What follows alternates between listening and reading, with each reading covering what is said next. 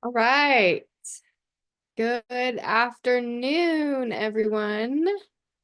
Good afternoon. Are we live? I think we're live. Okay. Good afternoon, Rise and Shine fam. It is Thursday, and it's a glorious and beautiful day. It's kind of gloomy out here in the Pacific Northwest, which fits the vibe for the day. I actually woke up in a really good day, but it just hit me today, the kind of gloom, and we're going to talk about it. But if you haven't already, make sure to anchor in, rise and shine, and anchor in to the Wellness Foundation's checklist if you haven't already in the group in on Facebook, or download my guide, the Release Foundation's guide at www.laceyjwatson.com. Be sure to hit the subscribe button and ding the bell for the updates. So it's Thursday, and I have had such a weird day. I've had such a weird day. I set out to do the show early, but I ended up having to pivot, and it was weird because I had a different topic, but the encounter I had today shifted everything, and we're going to talk about it. So we're going to talk again, I give out grief. We talk about grief kind of a lot here, if you're new. But if you're not, you know that we do talk a bit about grief. And I had something happen today that man, grief just hits you in the way that you were just hanging out in Albertsons, minding your own business, and then all of a sudden you're ugly crying over some little thing. And I don't know if that has ever had happened to you, but it's happened to me a few times. And it's usually in the store for some reason. I don't know why, but goodness. So this morning my goodness, I was staying there minding my own business and just looking for contact solution and doing my own thing when a song that my Grammy loved, the Turn the Page by Bob Seger came on, and boom, I swear to gosh, I I can't even, I just start crying right in front of God. Everybody was like, I'm in my glasses because I needed contact solution, and I was like not, awake all the way, and I just start crying, and it was weird. And um I kind of thought that I was over all that, and I thought that I was finished having random bouts of crying in the store. I've had times where I'm standing and, walking past mac and cheese or apple juice and just start crying. And it's just out of nowhere. And I don't know if you've experienced that, but I've had a lot of grief, and it's right in front of everybody. It's crazy. It's been over a year and a half since my grandma died, and you'd think that could be, you know, listening to Bob Seger and not crying. I have, but for some reason that song just really hit me like a ton of bricks. And so I get in the truck, and you know, um I I get in the truck and I go on my merry way, and I'm pondering my grief, and I have a playlist called Grammy, and Grammy songs. It's all the songs that Grammy loved, and it's got like Creedence Clearwater and Bob Seger and stuff like that. And you know, um, of course I start crying, and grief it just doesn't it like doesn't it shows up in the weirdest places. It doesn't like notify you that it's showing up, you don't get a notification, a text message from grief that it's coming. It just shows up, and it's loud and it's tender, and it just kind of hurts. It kind of feels like um a scab that you've like torn open time and time again, and it's just there it is, and it's here again, and it feels the same as it did the day it happened. And um you think after everything that I've been through with Hunter, my brother committed suicide. I lost my uncle suddenly, and I lost my aunt suddenly. My dog, I found him dead on the floor. Little baby Jayless, all the things, and losing jobs, just everything, every COVID, everything, grandma, everything, all of it, everything I've had to like let go of. You'd think I'd be tougher, and you'd think I'd be able to like muster through, but today I just like let it go, man. I let it go. Um, And then things just got weirder in the best way, though. In the best way. I gotta let my dog out. Hold on.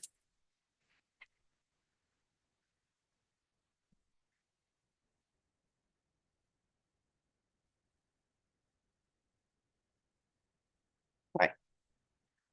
When Jasper calls. When Jasper calls. Yeah. I know he wants back in. Hilarious. No. Anyways, what am I talking about? Oh, I got in the truck and I was driving and this got weirder. So I was talking about grief and crying, right? So like I turn on Proud Mary by Creedence Clearwater Revival and full blast, and I'm just driving over Sleepy Hollow Bridge and um listening to Credence, and I look over and I go over this bridge like every week, all the time. Like I used to live over it. And there's this, usually there's nothing, but there's this wave and there's a goose, like a Canadian goose riding this wave. It was like hilarious. Right when the song was rolling, rolling on the river. And I thought to myself, my thought was, you silly goose.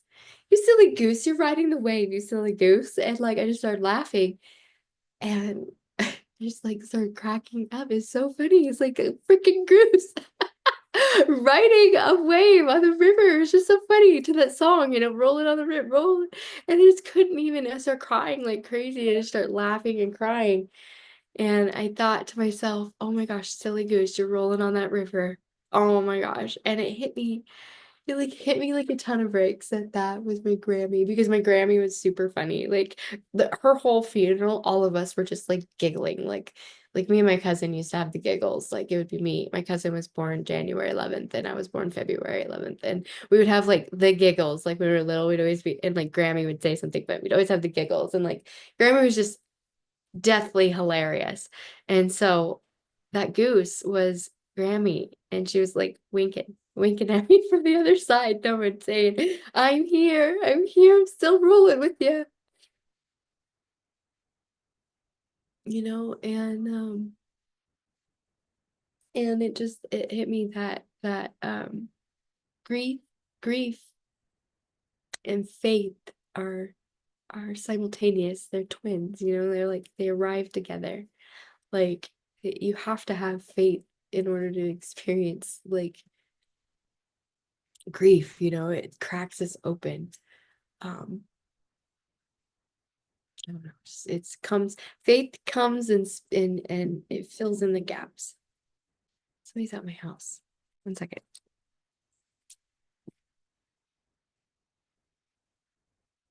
Okay. Oh, sorry. The water is off. Okay. Yeah, the neighbor is doing a, they'll be off for like another hour. Okay, I just wanted to make sure that was my. No, it's not just you, it's everyone in the whole thing. Okay, cool. Yep, no, it's everyone, and yeah, yep. Okay. Yep, you're good. Yep, you're welcome, have a good day.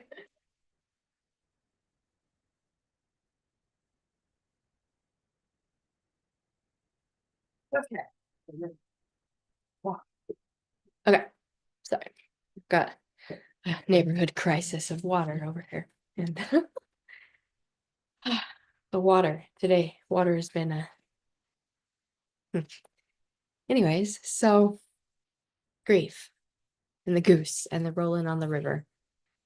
Just so crazy to me today. And it made me think. We were having a conversation, Faye and I were having a conversation on the way down, and she said something really brilliant. It was interesting to her how we look for our loved ones in nature, or in, you know, look for the signs. She looks for her grandfather in the rocks, and she finds cool rocks, and it's just I one time I was with my cousin, and her father had passed, my Uncle Mike, and we were driving up to his grave, my first time visiting it, and she had the radio on, and there was a song that played at that was at on his funeral. Um that they played at his funeral, that played, and it was like a really symbolic song for him. And so, it's just crazy. So where do you look for your lost loved ones? Like where do you look for the ones that you've loved and lost? Do you look for them, in the rocks? Do you look for them in the birds? I have a friend whose brother passed away, and he comes to her in the owls. Where do you look for your loved ones in a song lyric that lands just right, a smells sometimes do it to me. Just stops me in my tracks. I was making a freshie the other day and it reminded me of my brother's room. Just can't. But it's like you have to lean into um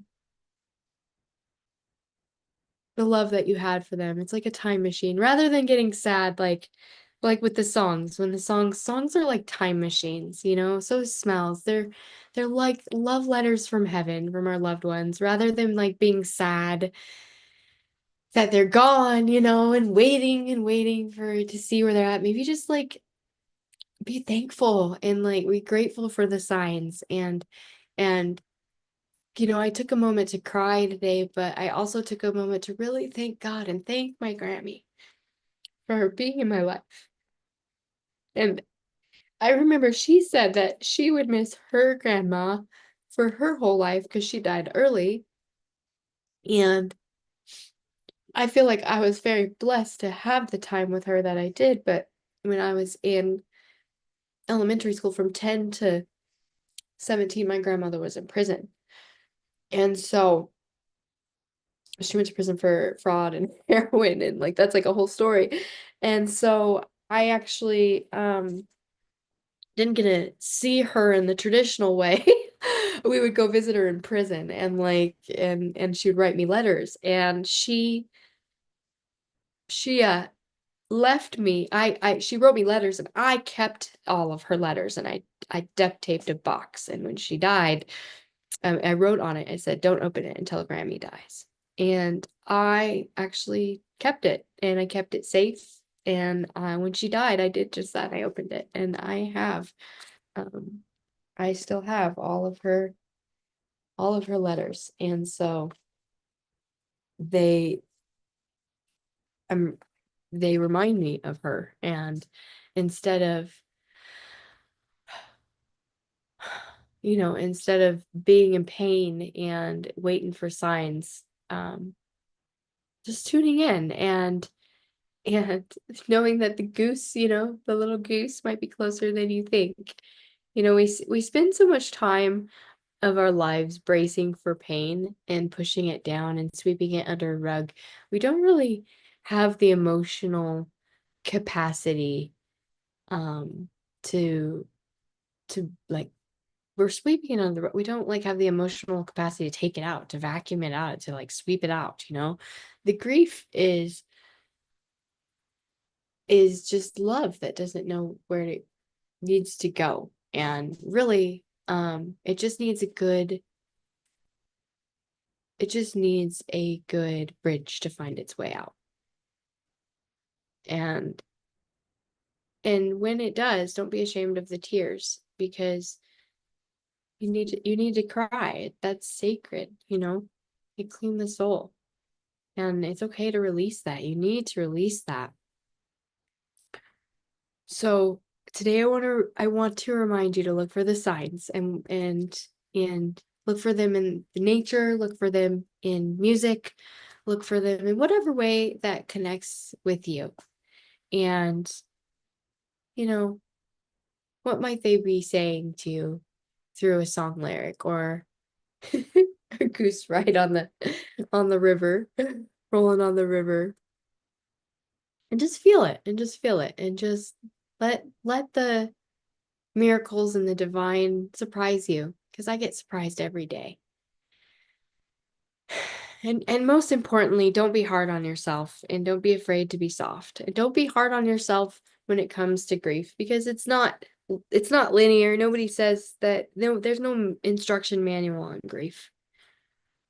So let yourself heal and anchor into your daily wellness foundations and make sure that you can, journal it out. Go journal it out. I'm going to journal it out and read a good book. And that really helps me. Or go work out.